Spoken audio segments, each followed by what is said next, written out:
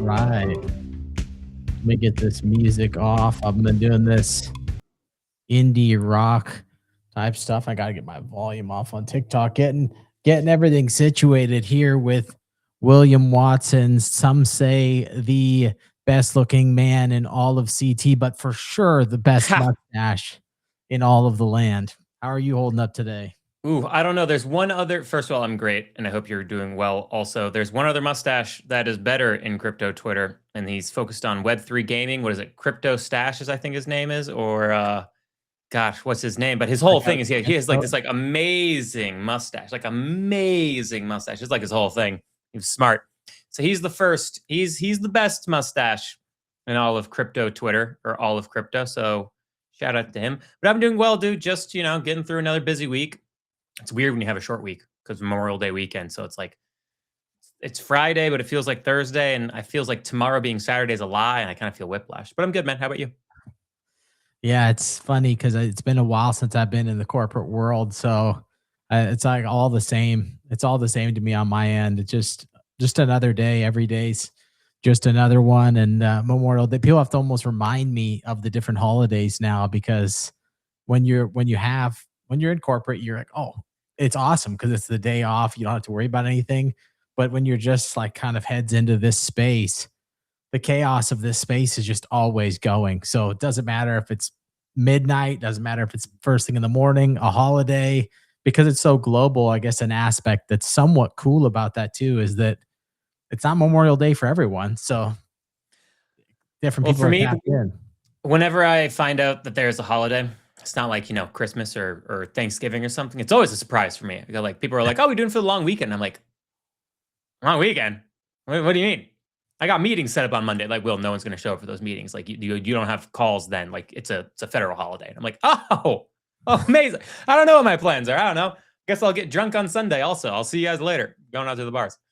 You know. Oh, that's living your best life. And hmm it's really fun to have you on the show. I know you guys over at Rise Up Morning Show have been absolutely crushing it both on TikTok, X, and so many other platforms. And yeah, to highlight a couple of your co-hosts were actually out in Miami this week and doing some educational stuff with, is it called Solana Summer or what was the specific event this last Well, weekend? yeah, that was with Super Team USA. So Super Team's been doing a whole bunch of stuff to help small businesses like globally, but they haven't really been in the States. And now they are. So for those of you who are familiar with crypto Twitter, I almost said Amy Winehouse. Amy Street is their CMO, and then Nikki Skenazy or Nikki Scans is the CEO. Super Team USA. Nikki Scans was working at Marinade for a while, and then before that, he was a consultant for several of the big Solana NFT projects and a few other things. And yeah, now they're Super Team USA, so they're helping startups, not just crypto, but just startups, particularly in the Miami area, to build better go-to-market strategies and communicate better. And so Evan and Alex were down there as a part of this go-to-market strategy workshop, if you will, and help folks understand how to communicate, talk, and educate people and kind of go to market with like a small business. So that's what they were down there for. And we'll see. Met a bunch of cool people, largely in the crypto space, focused on Solana. And maybe we'll be at Solana Breakpoint as well, and meet a few other Solana folks also. Why not? We'll see. See what happens. But they had a great time down there, and for our business, made a few great connections and got to meet some like really interesting founders and some interesting solutions. Like one was, I forget the name of it. Obviously, I wasn't there. I was holding down the fort here on our show, Rise Up. But there was one where you could use like Claude to create like AI, like to create AI agents more easily. I forget. I have to get the whole Oh, lowdown, wow. but no, but it was interesting. It was interesting to hear about it, and I was a little jealous that they got to be down there. They've got to go down to Miami twice this year, and I unfortunately have been too busy and haven't been able to make it. But that's why we are three of us, and both of them are full time at Rise Up, and I still have my day job, which I will keep for as long as possible because health insurance is wonderful. Yeah, that's reality, and it is a huge perk. having the ability to send people where it makes sense, be able to parse out the time, the travel. It's not easy to make a lot of these things, and to have people to be able to go out. And it's also, it's each one of you somewhat has something that I feel like you're a little bit better at, or you focus a little bit Oh harder at. yeah. And Yeah, that's yeah, yeah. loving seeing Evan even on his side doing more on the how to speak in the camera, how to position yourself, how to even frame right. That's been cool. You, it seemed you dive really into the economic side, the institutional finance side, TA, looking at Mhm. macro compared to everything. And then Alex, lots with education security, but then also DeFi. He seems to be a DeFi diehard. Would you say that's kind of your breakdown, or how would you position each of you? Yeah, no, I think that's pretty accurate.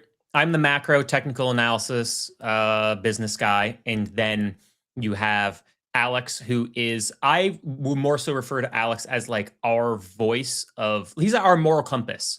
He's like the moral compass, the canary in the coal mine of Yeah. like, oh, shit's really going down the depth of crime season right now, and whether that's shit you see happening on Capitol Hill to influencers creating their own influencer meme coins to straight up rug pulls, Ponzi schemes, all that kind of stuff, and the shady stuff that happens in the scene, and having someone call that out is really important. And Alex is that, but also he loves diving into the DeFi space as well. I would say though now, like Evan and Alex have better DeFi on-chain skills than I do. I'm good, but they're great. Matthew, our intern, he is like our DeFi guy. He gets into the weeds of that stuff. So I love he'll be on next week to dive into Project Zero, which is interesting because I was diving through on a live on DeFi Llama. For those of you who don't know, Yeah. great site to go and see how money is flowing, TVL is flowing between DeFi ecosystems. I saw this thing called Project Zero on Solana.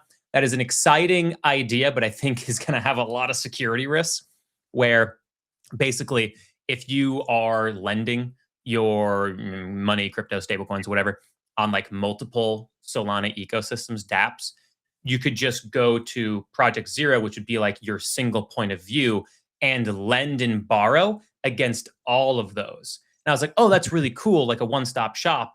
However, remember what happened with Drift protocol, which was that bridge exploit that happened? Yeah. Well, if Project Zero is connecting to all those dApps, those are bridge connections of some type. They're connections of some type, which means that there is some level of vulnerability potentially on all of those bridges. So you have to make sure that security across all of those API connections, integrations, what have you, are super locked in. Otherwise, you're going to have a drift scenario. So we have Matthew coming on the show. He dug into it from a security standpoint, and we'll get a look at that. So Matthew's kind of become like our hardcore DeFi person. And then Evan, sorry for the long answer here, but Evan um, is all of those things as well. Not so much on the TA macro side, but all those like DeFi things and like helping users to understand how to build a wallet, all that kind of stuff. Alex does a Yeah. great job of that too. But Evan is just a power host. I mean, he's a professionally trained actor and public speaker. So he is just the greatest host you could possibly have. Brandon, you're awesome too. I think I do a pretty good job also. But like Evan's professionally trained. He's great. And just like super personal, helps to make sure that our messaging is like very friendly and welcoming and like education focused.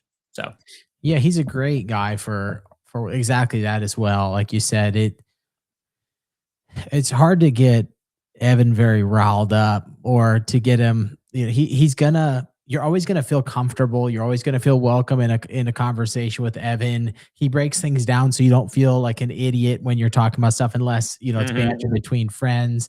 Even the content he's put out on TikTok, very educational, very easy to break down concepts that are pretty daunting to a lot of people that haven't heard of DeFi, haven't heard of even hardware wallets, haven't heard of like what is hot versus cold storage, whatever that topic is.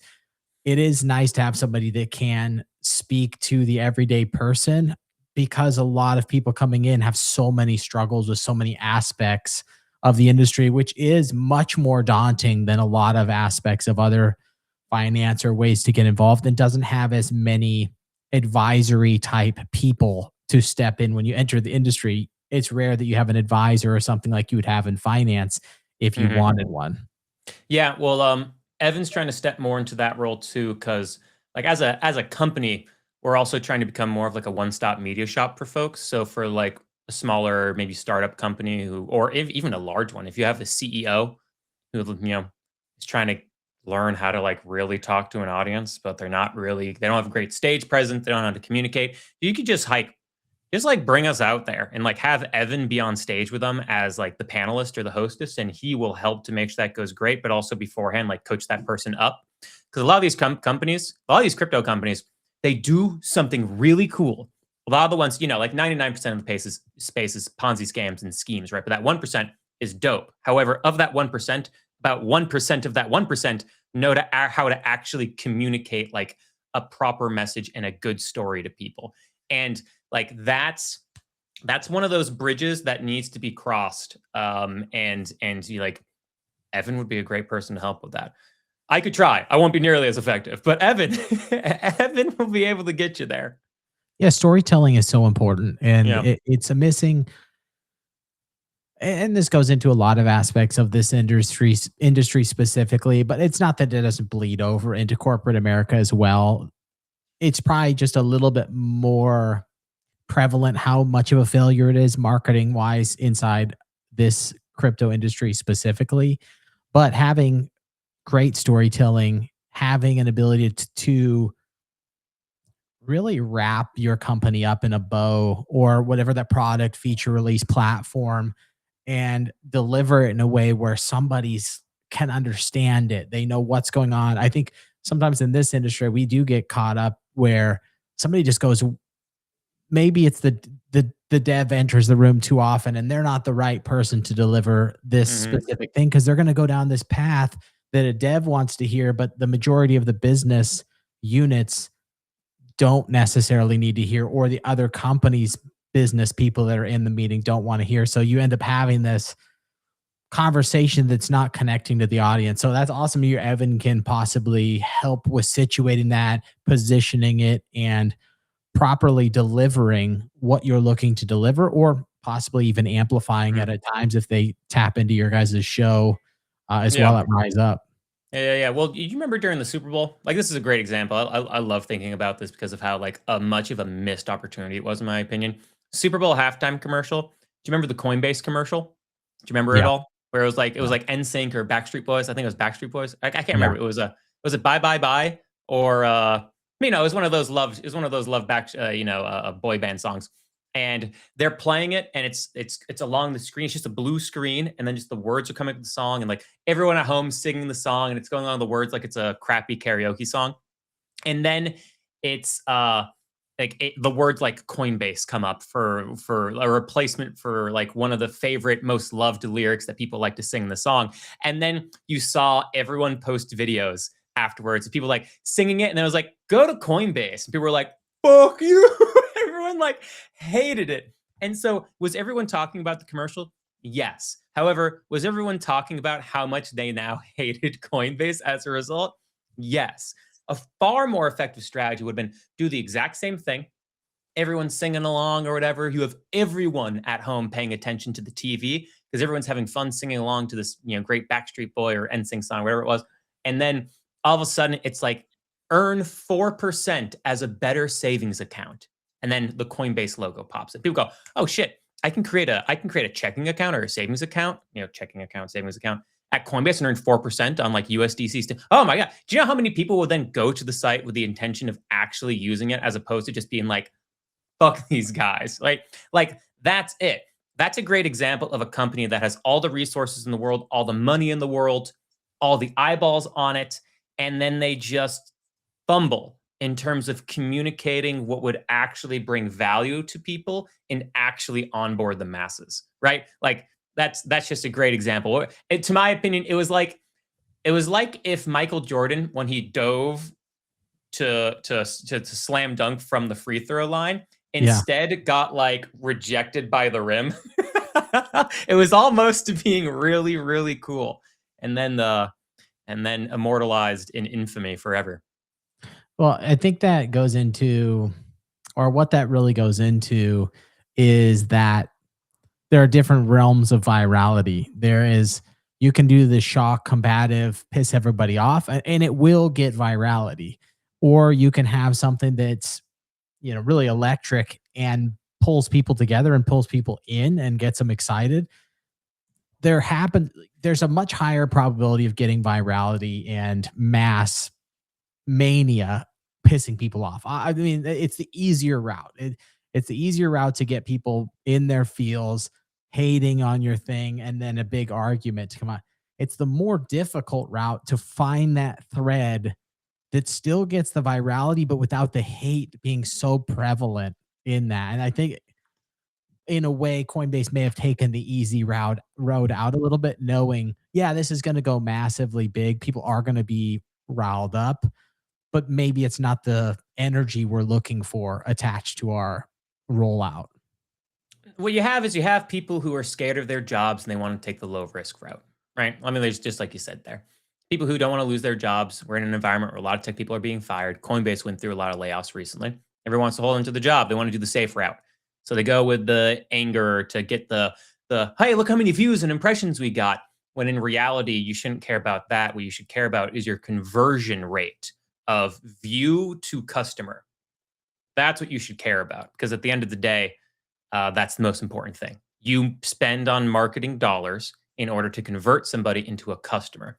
And that is the dumbest thing about this crypto space that we're in is so many people spend so much money on marketing and they say we want to onboard the masses, but they do the same shit that doesn't work and they don't actually care about adopting users. They care about trying to get the same 5,000 power users who have been in crypto ever since DeFi summer. And that's who they keep fighting over. We're seeing a change of that, but it's like one of the most dumbest backwards things about our space. And that's why a lot of the space is now being, just like taken over by institutions, which was like the natural way of things. It's just like how it was going to go. But like we could have done such a better job. But you just had people who got lazy. Yeah. And you also see that I think one of the most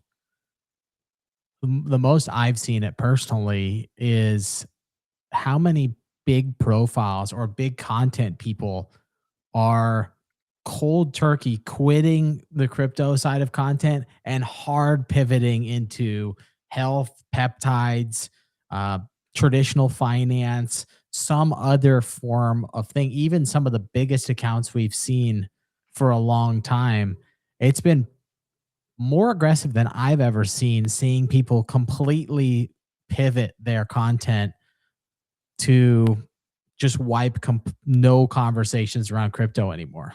Yeah, well, that's because they don't actually care about crypto. They care about views and engagement. And like, that's fine. That's fine.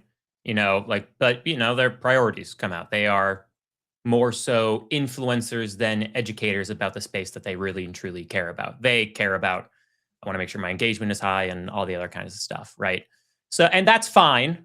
That's fine. But if you're looking for like a teacher and an educator in the crypto space specifically, they are not your teacher. And that's just it. That's the way it goes. We lose a lot of people in bear markets. Don't worry, they'll all come rushing back once the Google trends start ticking up a little bit. You'll see all those familiar faces. Yeah, did you see? I saw not that long ago the retention rate in crypto was the worst of any industry. Under 1% of people stick around, I think, after a year or something like that. Yeah, well, like, why would they? Because like 90% of people who get into the space start off on like pump.fun.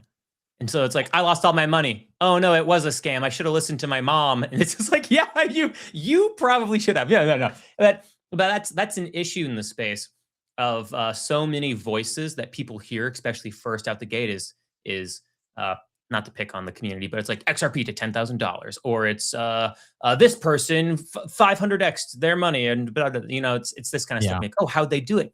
A pee pee poo poo butthole coin? Oh my god, where'd they get that? And then they dive after that, and then their impression of the space is, oh, it's just these like gambling, get rich quick kind of schemes, and then because so many companies in the crypto space that are genuinely doing really cool, awesome stuff that would really help people save money, get more control of their finances, control more of what affects their lives and their families' lives, as opposed to just being at the whim of these economic factors and governments and banks and all that kind of stuff. You don't hear about that because those companies aren't They aren't working on a message that is powerful enough and simple enough to cut through that noise and get a little bit of the market share that people have towards attention and what they can actually spend. It's not as flashy. So if you're going to compete with something super flashy like pee pee poo poo butthole coin getting someone 100x, you have to be providing value to folks and give them a reason to stick around. And if you can't communicate that to them, we shouldn't be upset nor surprised that the turnover rate in crypto is bad.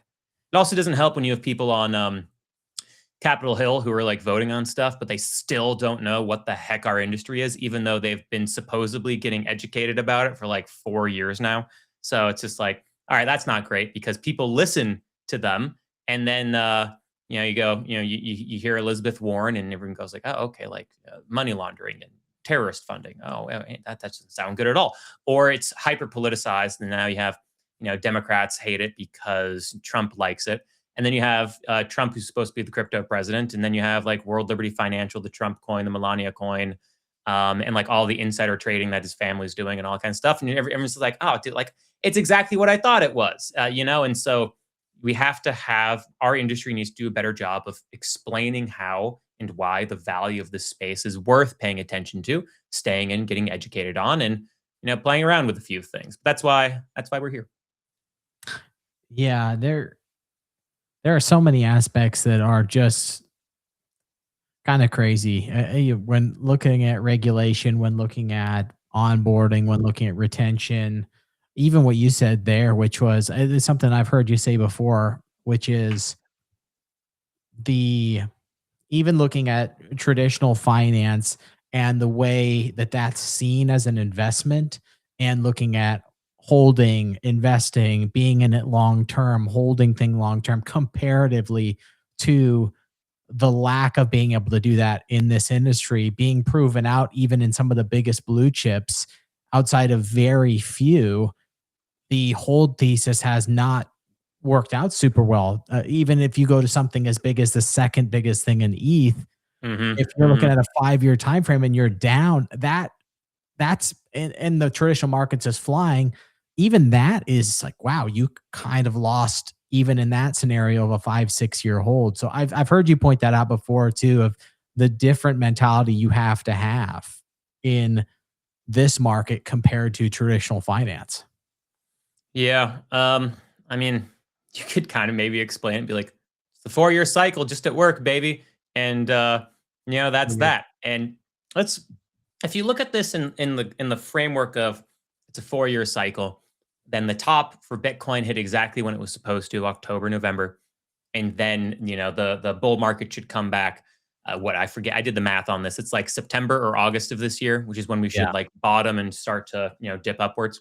And so if you look at it through the 4-year cycle goggles, then everything is fine and everything is hunky dory. And the explanation as to why Ethereum, just use that as an example, did not really do particularly well. I mean, it had a great run still. You still could have made a lot of money on ETH, but Yeah. like if you held it for 6 years, like you said, right now, like you would have been like break even. You might be down still. I forget the exact math, but it's like right there. It's not great. But the reason for that is because of the ETFs, because the ETFs took the new money that was going to flow into Bitcoin instead of going to a spot exchange, it went to the ETF, and that money got stuck there, and then it couldn't easily percolate down into the altcoins. So the 4-year cycle still held, but the money that came in was largely locked up in Bitcoin and couldn't percolate to altcoins to help Ethereum get to a more impressive number. And so that might be just exactly what happened. However, that would then you have to assume in this case that the reason why Bitcoin does anything is simply because of the Bitcoin halving. And personally, I do not adhere to that belief. But the 4-year cycle at least has been panning out in terms of what's been happening what the reason has been. You could pontificate here or there, right? But it's not just because it's what Bitcoin does over a year and a half. Every year and a half, there's a bull, and then a year and a half, there's a bear, and then a year and a half or whatever, a year and a quarter, there's a consolidation market. But maybe it's just as simple as that. Yeah. It's really weird because I always want if you're a lover of the industry, you always want the cycle theory to not be a thing because it makes it Mhm. seem a little flimsier, and not flimsier because obviously it's an equation type thing, it's math. So it's not flimsier in that way, but flimsier in the way of it seems kind of ridiculous to run in these tight parameters that always do the same things every single time. It just doesn't feel like a traditional market.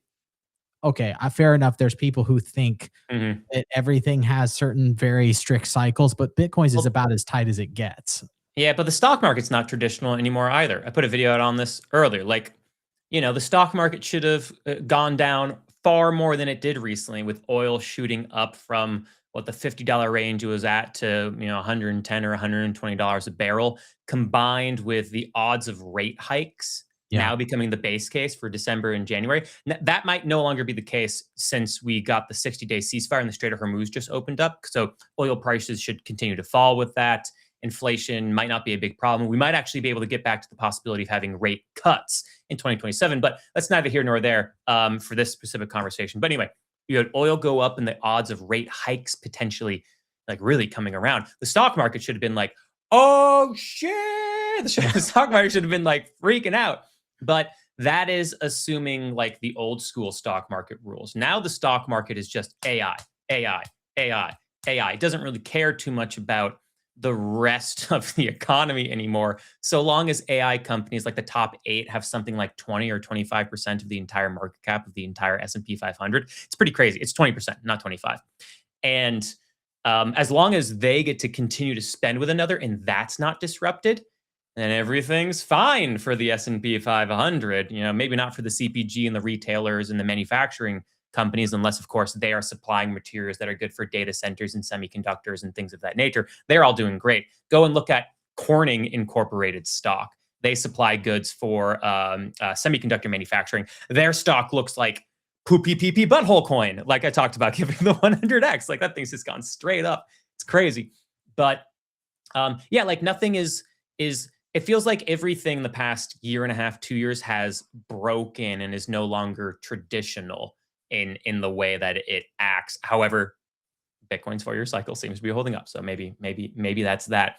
I did see a comment here on the TikTok stream being like, "Hey, I think the Bitcoin ETF will be bigger next run. I think it will be bigger next run. I think you'll see more inflows sweeping in, and I think when the Clarity Act passes, you don't see like a big swing up for crypto, but I do think in the long run it will open up larger floodgates of money." And then also saw another comment saying, "Hey, that'll be the same story this next time around," meaning like altcoins won't do as well as they did before because of the ETFs. And yeah, that's absolutely true until you get enough ETFs to the point where that money starts flowing into altcoins fairly aggressively. And you are seeing that to a certain extent with XRP, which is kind of funny. But Alex has said XRP is the perfect coin for an ETF because what do people do with it? Nothing. They buy it and hold it and speculate on it. And an ETF is perfect for something if you're never going to use it. So, XRP holders, if you want a tax incentive, then, go do the ETF. It's a great product for you since you'll never use your product because your products will never be used and neither will Ripple. And William is part of the XRP army officially. He has just staked his claim in his Yeah, love. no, I'm actually an XRP maxi. I'm trying to manipulate the price downwards so I can get a bigger bag. 10K, here we come. But looking at it, yeah, I mean, that's what the big thing is October. I felt like things didn't really, and you kind of said that you thought they were going to go down, but it didn't feel like it was going to happen. But it was dead on with the cycle within days of the timetable that would be I think it was 1054 days, whatever that was. Boom, you have that black swan type event, but it aligns perfectly to this thing. And then we come Yeah. back around every time people want to keep pressing, it just keeps falling into this cycle. And what I think will be one of the most interesting moments, because the bottom was right around the cost to mine a Bitcoin. So it somewhat makes sense that that would be close to at least where a What's bottoming would be. what's the cost for mining a Bitcoin now? Do you know? It's somewhere around 60K. Let me see if I can look Double it up. check. But we were right around when you start to get in that realm of cost. So Then what my curiosity is depending on that number, we have another halving coming up. That number starts to get very large. It starts to get 100, 120K to mine a Bitcoin. To me, Mhm. that's I talked a little bit Max from because Bitcoin on this. That to me is a really rubber hits the road on the cycle thing because it's you know it's gonna cost a lot of money to mine these Bitcoins, and if it can't keep up, then you run into a whole different bundle of trouble where if it can, then you're kind of always in this thought of, well, why wouldn't I be in if it's always going to at least press up to the cost to mine and it's somewhat of a guarantee it will keep this doubling over 4 years periods, which is still an aggressively good return every time. Yeah, well, I mean, you have the threat then of if Bitcoin mining becomes too expensive, then Bitcoin miners stop, and if Bitcoin miners Yeah. stop, then go say bye bye to Bitcoin. You know, the security of the network fails, and this whole thing we've been working on all falls apart. Well, at least for Bitcoin, like you still have Ethereum going into Avalanche and so on and so forth, and all that kind of stuff. But like a lot of the feeling good about the space would disappear if something like that were to happen to Bitcoin. But one thing to calculate into this as well is that Bitcoin miners are also now selling a lot of their electricity to AI companies. And so they don't exactly need to, I mean, they need to be selling Bitcoin profitably, but it's not as much of a reliance as it was before, but still pretty reliant on it. So, yeah, that'll be a bit of a problem. You do have BlackRock is a majority stake owner in what is it, 4 or 6 of the top 6 or 8, I forget the stat, it's one of those 2, Bitcoin mining companies in the United States. So it's like, is BlackRock gonna invest in something that makes them lose money? Maybe if they're playing, 4D chess, which they always are, to try to manipulate the market into making sure that they make money, right? If they want to Yeah. take down Bitcoin, a good way to do that is take control of Bitcoin miners and just cause them to dump Bitcoin at a loss and then let those companies go bankrupt. But Bitcoin goes down, and hey, the traditional banking sector is set and built. And guess what? They have their own blockchains built now. And then you have stable coins issued by USDC and they do their takeover, right? If you want to have your tinfoil hat on, guess we'll have to see what happens. The cost of a Bitcoin right now, depending on where you are in the world, is between $70,000 to $87,000 according to Google, based on electricity costs and from where you are. So we are certainly below that now, right? Right? I don't have Bitcoin's chart up actually. Yeah, I'm curious to see 73,000. if you jump into specifically the top. I don't know where the top miners are located. I'm assuming some of the biggest mining facilities are in the cheapest energy places. So I'm wondering, do the biggest ones, if you're in Texas or in these remote areas of the world or the United States, are they running at high 60s, low 70s, and these other areas are running in the upper mid 80s? Yeah, seems to be that way. So that's where that's going to be very curious for me. But to me, once you get in a cost of looking at those numbers, 140 to $150,000 per Bitcoin mined, unless we have some super energy efficiency to say, because we can't count out just the ability to make it cheaper in some way we don't know right now. But that to me starts to get to numbers where you really start to see the belief in the system when you get to those kind of costs is do the numbers just have to keep going up and it all works as planned and it always goes a premium of 50% above the cost of mine at peak? Or does the system kind of fall apart as these costs get so high? It's just the first time I thought about, a cost of 140 to 150 is just so giant. So to me, it tells me there's going to be different conversations this time around with this next halving at those kind of cost structures. Yeah, I'm trying to see, and I feel like you have to go to Dune Analytics for this, and I actually don't have a Dune Analytics account. But I wanted to see what the Bitcoin miner holdings are because the Bitcoin miners historically have been, very large manipulators of the Bitcoin price because their entire business model relies on the price of Bitcoin going higher, as you said. So I'd be curious to see what they're doing. I'll have to look that up at some point and make a video on it because if they want the price of Bitcoin to go higher, they should stop selling Bitcoin to alleviate sell side pressure and to try to help the price go up and float upwards to try to get back up to their break even cost, which currently I guess they're sort of at right now. They're kind of at their break even cost right now. Yeah, it's really interesting to look at because you always see the miners kind of offloading throughout the cycle and then squatting a little bit more. And then because it's so clockwork, they somewhat have the same routine where they're just pouring it back out, holding it, pouring it back out, planning for this downtime. Hmm. It's it's really interesting, but something I wanted to that I read recently that I didn't actually realize was, did you see the size of holdings that SpaceX reported that they had of Bitcoin? Oh yeah, yeah. I had no clue that they were sitting over $1 billion with a pretty good, I think 39K cost average or something like that. Yeah, they've had that Bitcoin for a while. They probably bought it at the same time that Tesla bought it. Wow, that feels like a long time ago. When that was like big news, we were like, "Oh my god!"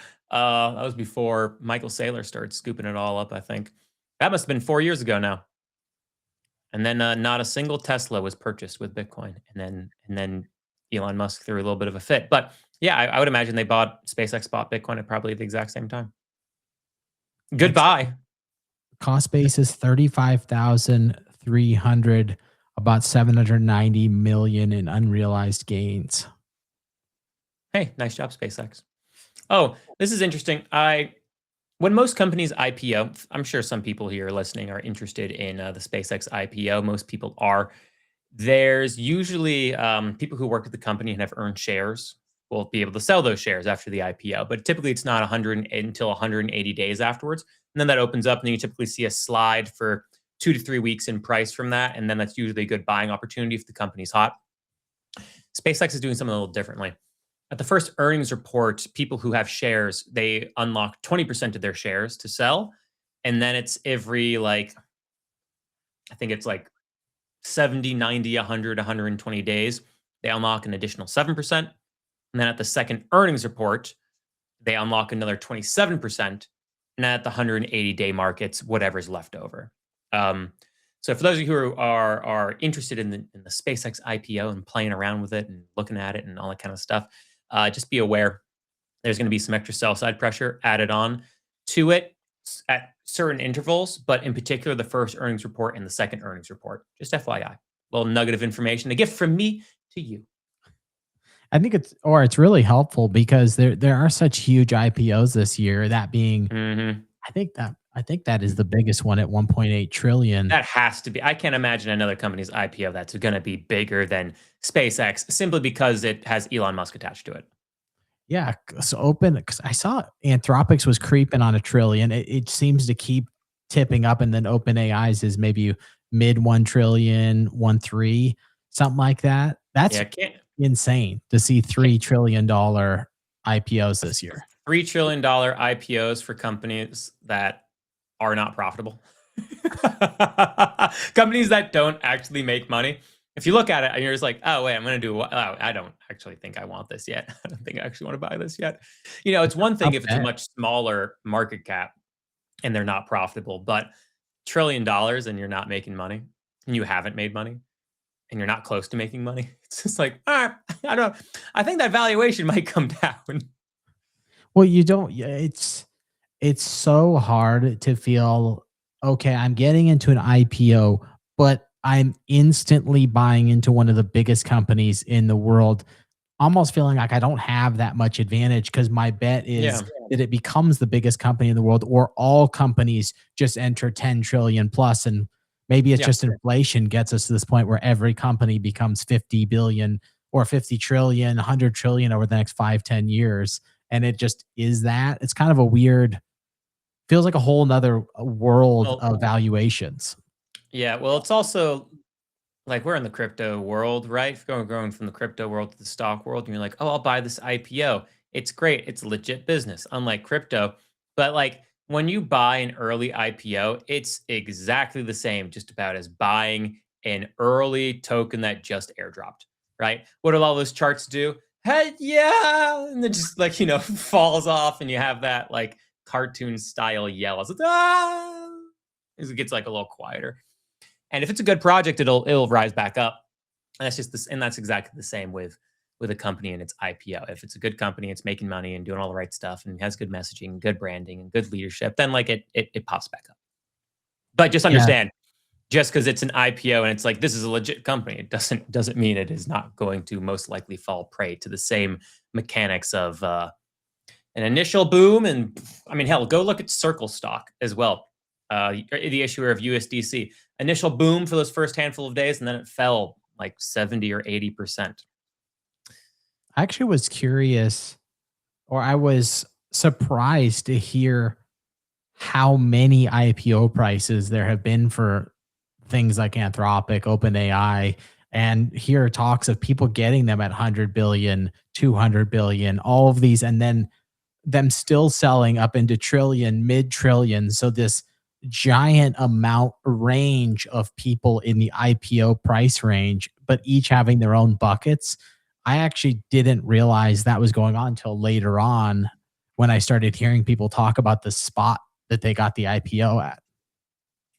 Yeah, honestly, I haven't really dived too much into that world because I'm just like, I'm not gonna have access to that. So not concerned. I can go make money on other things. So it's just like, all right, yeah, Yeah, that was it was just whatever. interesting to me because that does kind of put the weighting, like you said, if everybody was getting it at 1.18 or 1.5 or Yeah, then it for would just go Anthropic up. If 900, everyone yeah, was then getting it, you'd they be would just go good. up. But it's like, well, where did that $1 trillion come from? Well, it came from all the pre-seed rounds, right? It's like if you were able to take part in an ICO in 2017 to 2020, the same thing there. Like people could buy a coin at 10 cents and then it would be airdropped at 50 cents or, a dollar or whatever, and they sell immediately because they were in profit. Same thing that happens.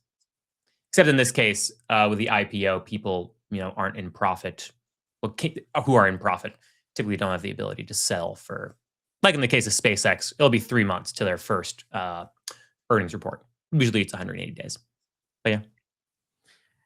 Yeah, it's gonna be an interesting year. I'm interested to see how the flow of money and liquidity goes from those IPOs. If it trickles down into different stuff, if it causes any kind of exciting momentum, what kind of things people are positioning for the trickle down. Well, what are you And positioning for? I've been thinking about that recently. And because at first I wasn't sure if it was going to be a bit of a liquidity suck event where it just kind of like, is it going to absorb a lot? But then I really thought that doesn't really make a lot of sense. It should be a bunch of money onto the market.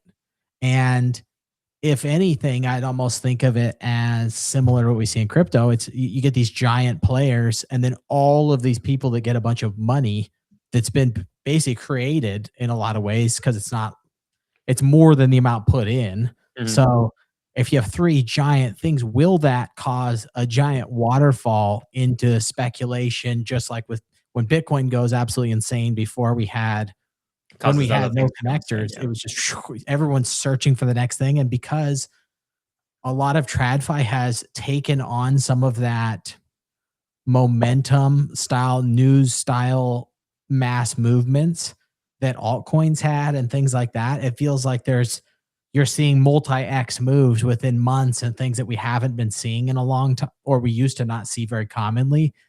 I almost think that people do heavily speculate on some mid-size AI companies that might be fighting to win the battle to see if they can get that big move. Different data centers, different everything that's going to be involved with the infrastructure side as well as the LLM side, and then some fringe robotics slash things that I'm not even looking hard enough at, but there's probably some things in there that are interesting plays that somebody who's really tapped into this is going after that not that many people are talking about yet. Yeah. I went hard into quantum. Yeah. Quantum computing stocks I dove into. Once the White House put $2 billion aside for them, and a good chunk went to IBM, and then a good chunk went to another company. But there are three mid-sized companies that were great. Rigetti computes RGTI. There's Inflection, and then there was D-Wave. For all like $4 billion to like $9 billion market cap companies, mid-size, Yeah. and they were all given $100 million by the government, and the government also got part ownership of those companies. And I was like, Wow. I think I'll follow our new socialist government, and I'm pretty sure they're going to make sure. I joke simply because public ownership of private companies is a core tenet of like extreme socialism, and the government is now a part owner in all these companies, so it's like I don't think the government's going to allow these companies to fail.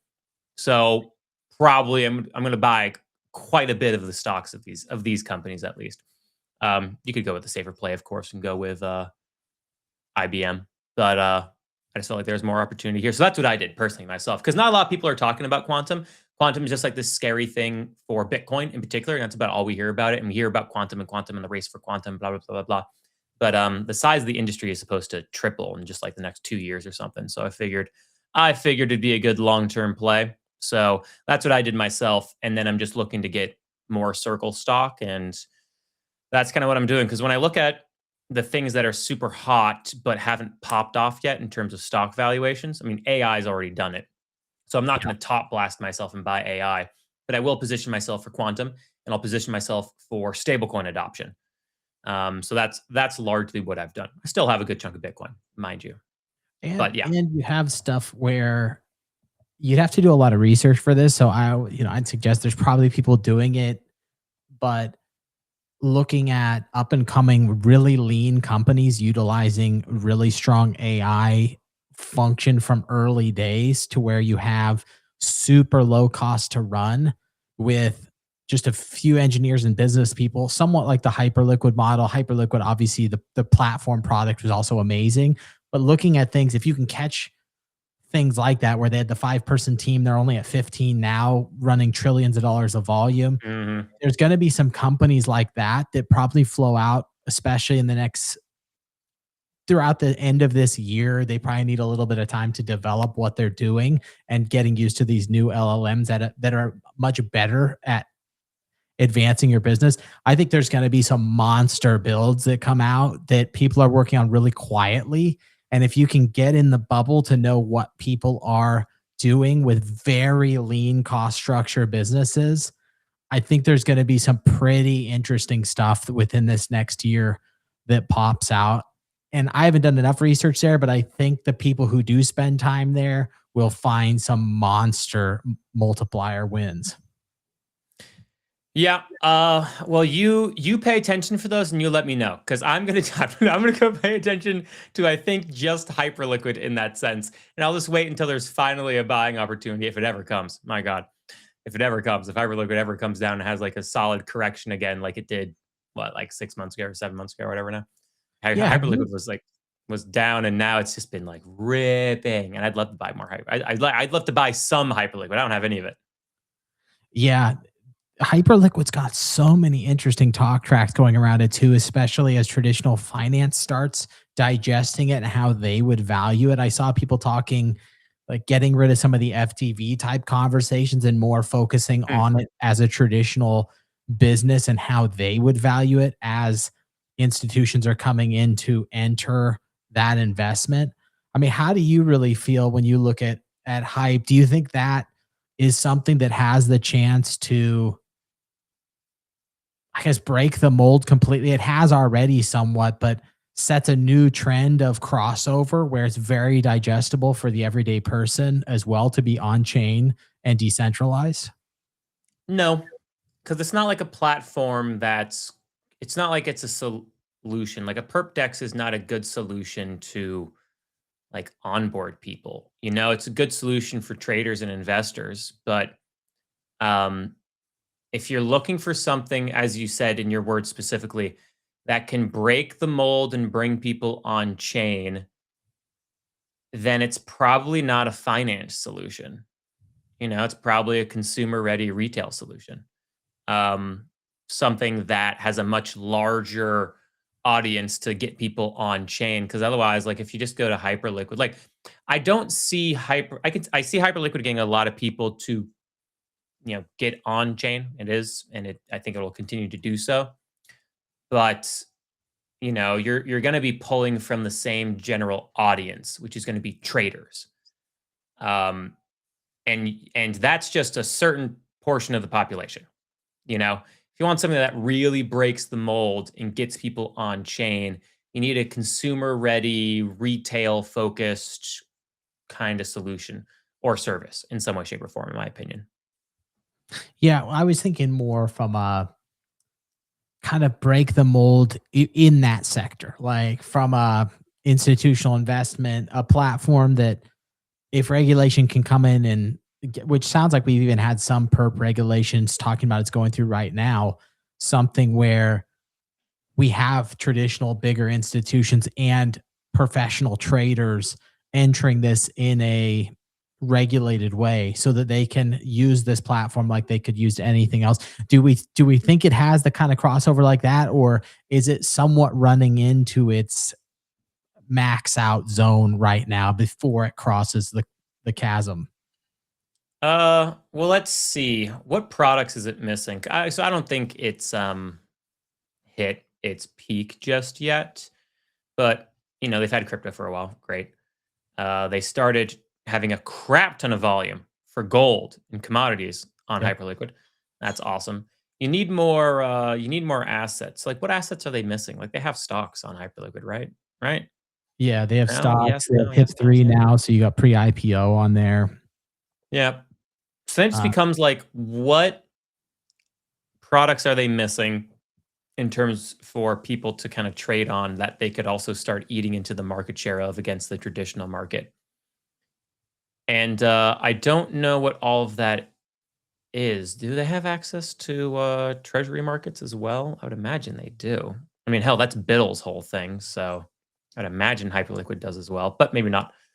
Um, that'd be the thing. I mean, they could just continue to add like markets there for themselves, but I think they're kind of capped out at that point if they already have stocks and commodities. You just add more stocks and more commodities, I guess.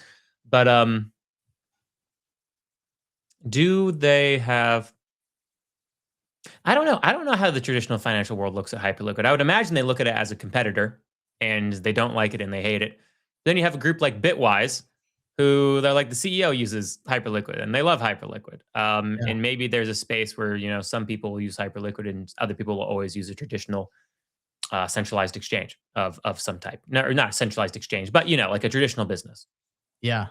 But I Yeah, don't know. 'cause I don't know because there's a part of me that's worried that you're gonna have something on Hyperliquid break in the same way we've seen so many DeFi things get exploited, and then there's gonna be bad PR stink, even if it's not Hyperliquid's fault. Like um, Aave, what happened with Aave wasn't really what happened with Aave, but there was a big negative stink about Aave that quickly showed up, and then Aave recovered, and it's fine. But there's always all these things in DeFi, even though Hyperliquid's massive, doesn't mean it's been thoroughly tested because it's only been around for a handful of years, right? And so, like, there's just a part of me that's like anything with DeFi, particularly if it's only been around for a little bit, like, there's gonna be.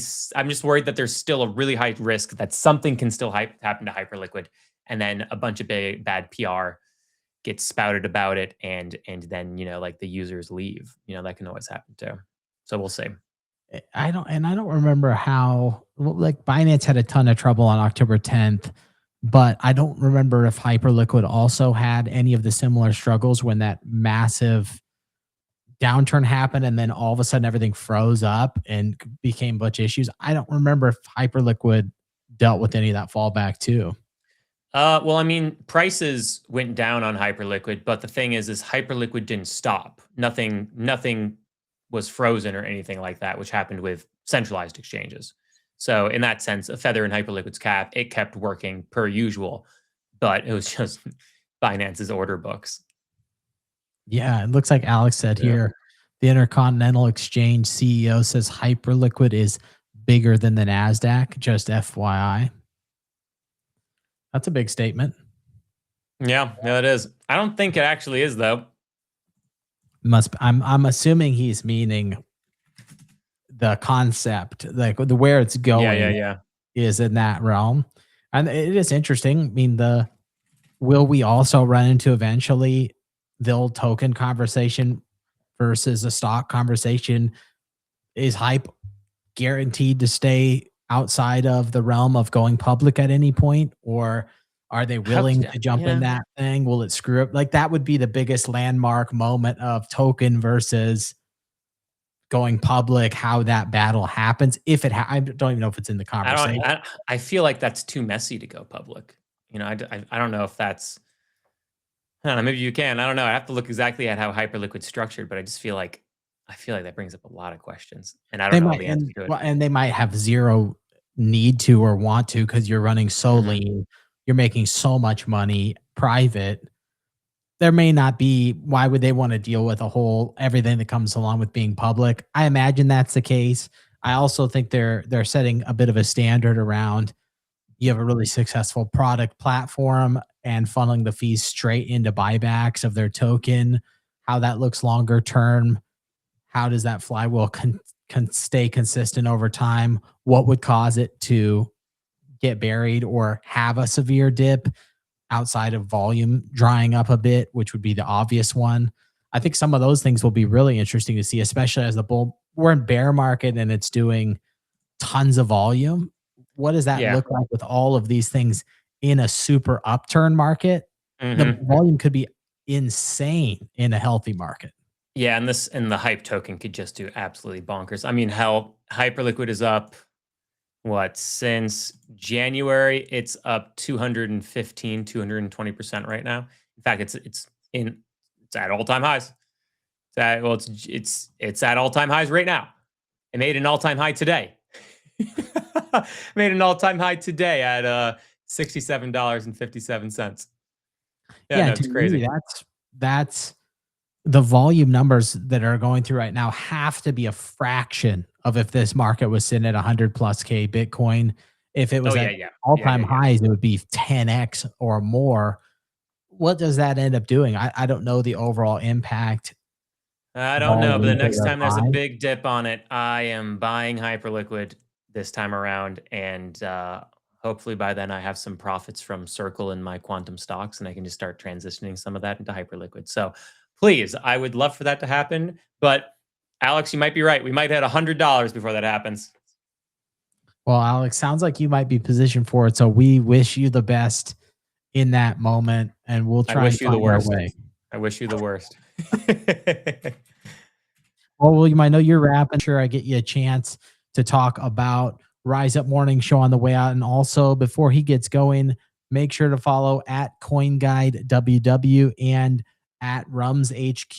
Is that the at for? Yes, that's the ad for the Twitter page. Rums HQ on Twitter, and then I am Coin Guide WW on Twitter as well.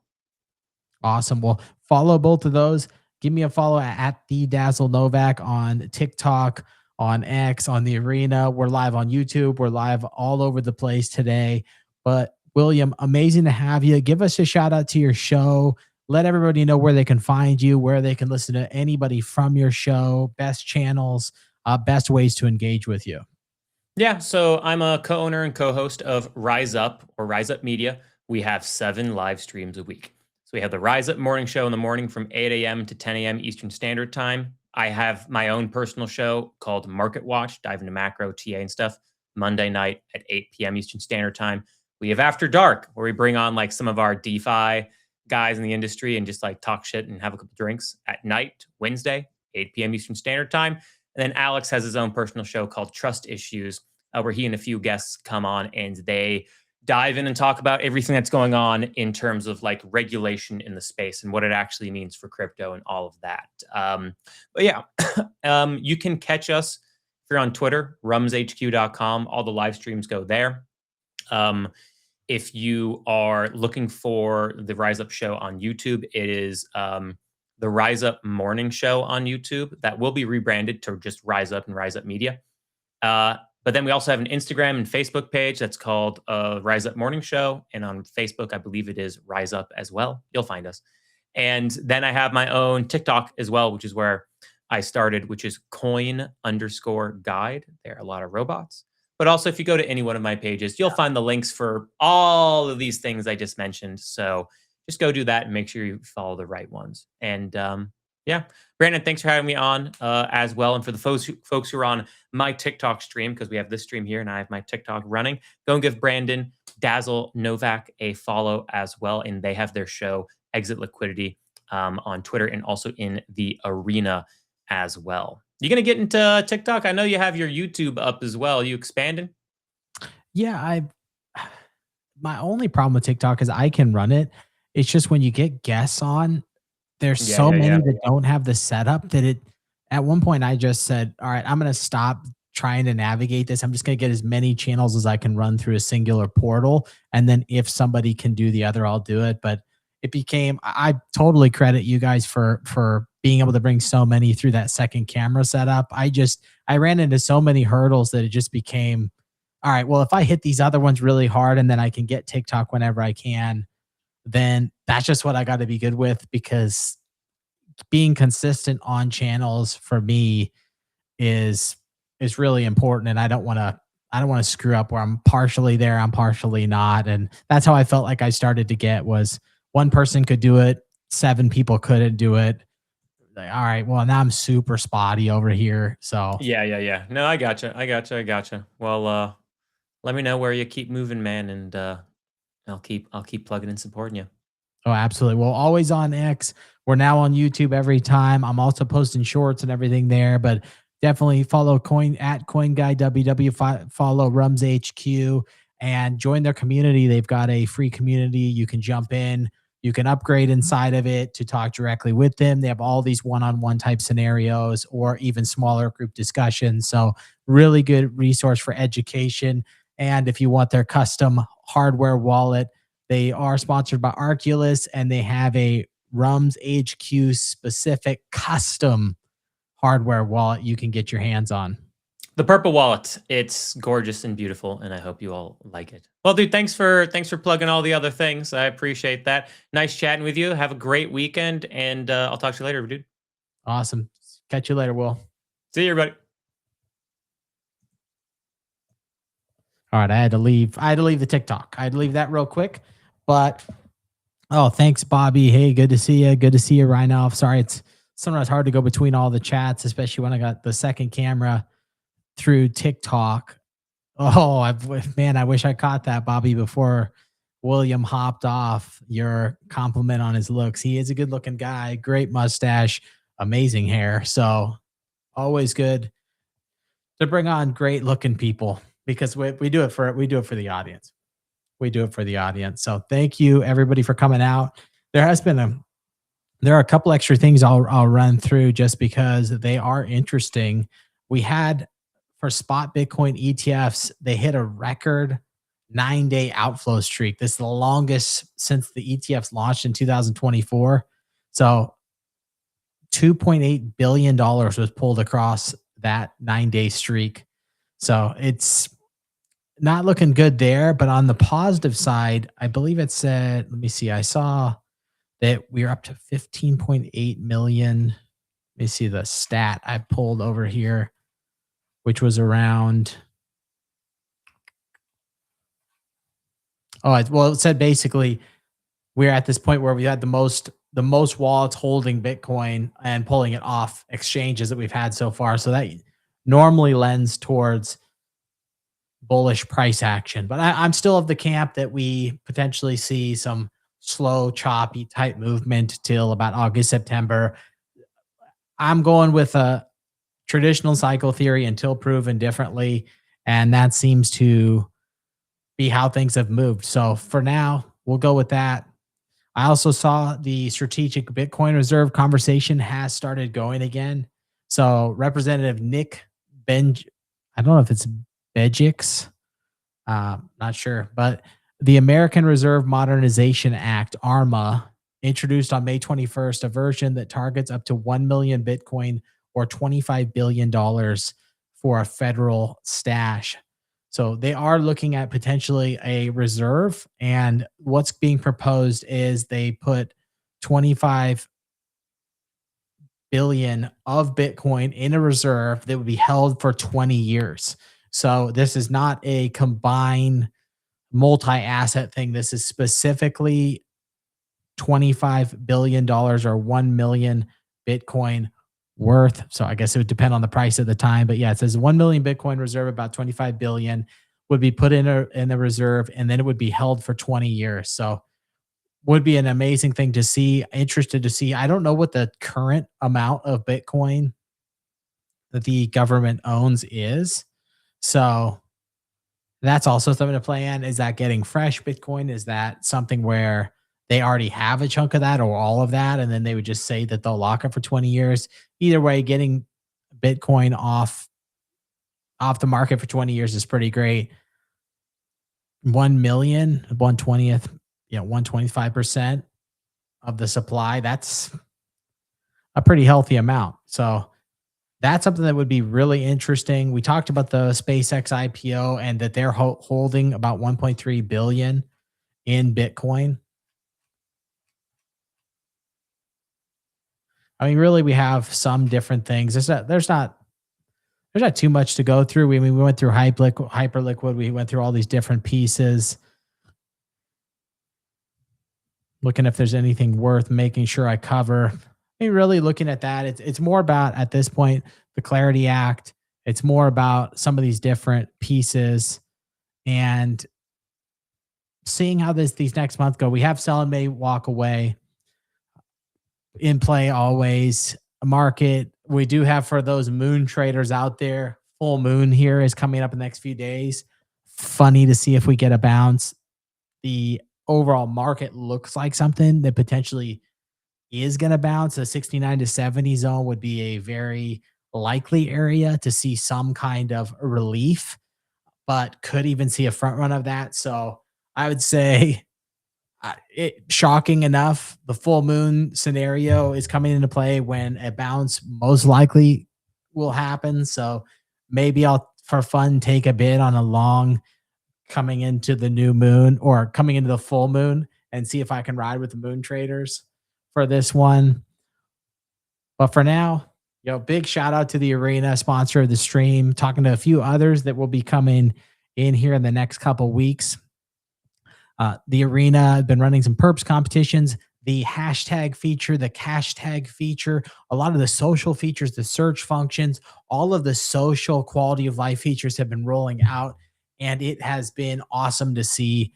The hashtag Arena Eats, obviously my favorite hashtag. Always post as many food pics as you can. So get on the Arena, post some hashtags. If you've got the alpha and you're brave enough to do it, post some cash tags. Be somebody who makes some calls, finds the gems. Don't be so caught up on one chain. Don't cash tag a bunch of garbage and tag everybody on the platform when they don't really care about this 1K market cap token you just launched. Find some gems, jump on some other chains that have some action. Share your network, share what you're finding, post interesting stuff. Searchability is there. So make yourself somebody that people want to search. Create a fun hashtag, get people rallied behind it, show off the features. Bobby, shout out to you. No worries on missing my DM. I was talking to her about posting into her art community when we had Ragsy on the other day, a great artist. But super appreciate everybody coming out. Zio, Isha, Bobby, Ryan Elf, everybody else who showed up today. It means a lot. If you, I'd love it if you could subscribe to my YouTube channel. It is now live. We've got the live stream going there right now. It's at Exit Liquidity Media. Huge help to subscribe there. We've got different videos. If you miss an episode, those are gonna be there after the lives. I am gonna post shorts there. I am gonna post all these different things and follow on X at the Dazzle Novak. So lots of different channels going to be pumping content out. Also, if you have people that you'd love to see on the show, you think would be a huge value add to the audience, DM me, let me know, especially if you have the connection. Let me know. We're going to have some really cool guests coming up as well. And I will try and do my best to put a schedule out and a calendar out ahead of time so that you can make sure to make it. Again, if you miss it, got the YouTube, they're going to end up there. They'll also end up on X. So you have multiple opportunities. And I'm going to be pumping out multiple clips a day so that you can see highlights from each stream. Appreciate everybody for coming out, for supporting the content, supporting everything that I'm doing here. And super excited. I know the market's not what we want it to be right now. I know it's not easy mode, but I promise if you stick around, if you keep learning every day, you keep locking in, things will come back around. You keep building your network, you're gonna be able to share knowledge, you're gonna build a position better for the future. So don't give up, stay in, find things that you love, that you're passionate about, dig in on them, learn every day, and we're going to have a great year and years to come. So I'll see all of you on Tuesday at 10 a.m. Pacific Standard Time, and have an amazing weekend.